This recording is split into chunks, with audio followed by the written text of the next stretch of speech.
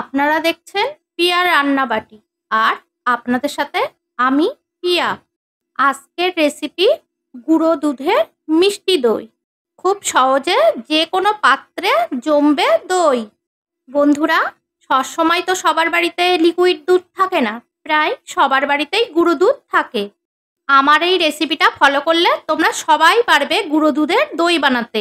প্রথমে নিয়েছি আমি 100 গ্রাম আমুল কোম্পানির গুঁড়ো দুধ। দেখো প্যাকেটের গায়ে লেখা আছে 100 গ্রাম। তারপর আমি গ্যাস ওভেনে কড়াই গরম করতে দিয়েছি। কড়াইতে দিয়ে দিলাম 2 গ্লাস জল।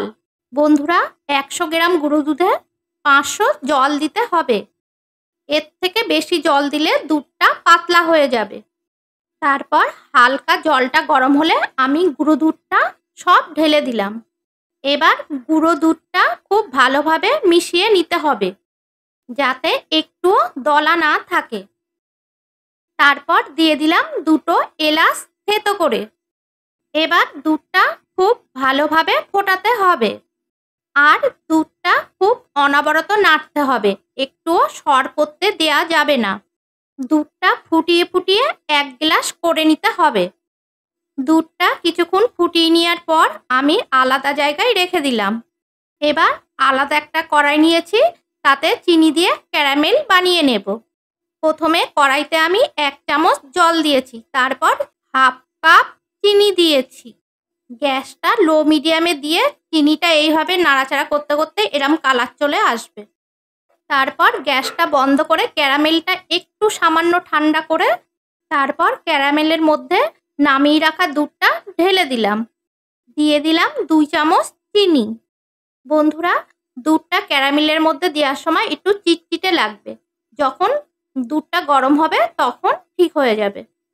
ক্যারামেলটা বানানোর সময় অনবরত নাড়তে হবে যাতে পুড়ে না যায়, তাহলে দইটা কিন্তু তিতো লাগবে। দুধটা 1 মিনিট ফুটার পর নামিয়ে রেখেছি।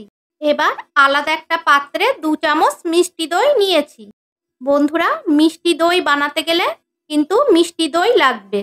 দইটা ভালো করে ফেটিয়ে ক্রিম পেস্ট করে নিয়েছি। দেখো বন্ধুরা, দুধটা কেমন গরম রাখতে হবে যাতে একটা আঙুল ডুবিয়ে রাখা যায়, এমন হালকা গরম রাখতে হবে। এবার দইয়ের পাত্রে দুধটা ঢেলে দিলাম। দইয়ের সাথে দুধটা ভালো করে মিক্স করে নিতে হবে। বন্ধুরা, মিষ্টির দোকানের দইগুলো কিন্তু ঠিক এইভাবেই কালার করে। এবার 2টো কাঁচের বাটি নিয়েছি, কাঁচের বাটির মধ্যে দুধটা ঢেলে দেব।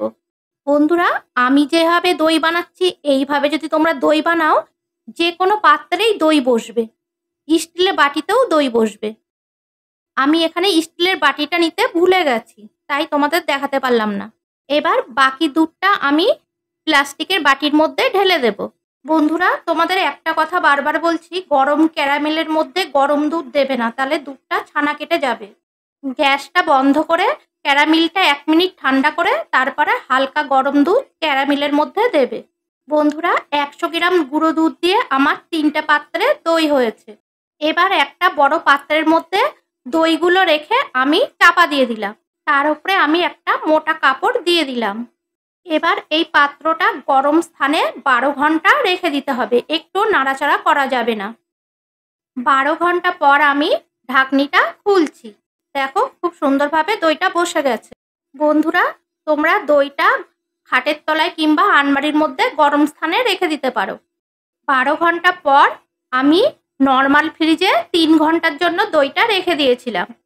খুব ভালোভাবে বসে গেছে। দেখো, প্লাস্টিক বাটিটা নাড়াচাড়া করলেও উল্টালেও দইটা পড়ছে না। দেখো কত সুন্দরভাবে দইটা বসেছে।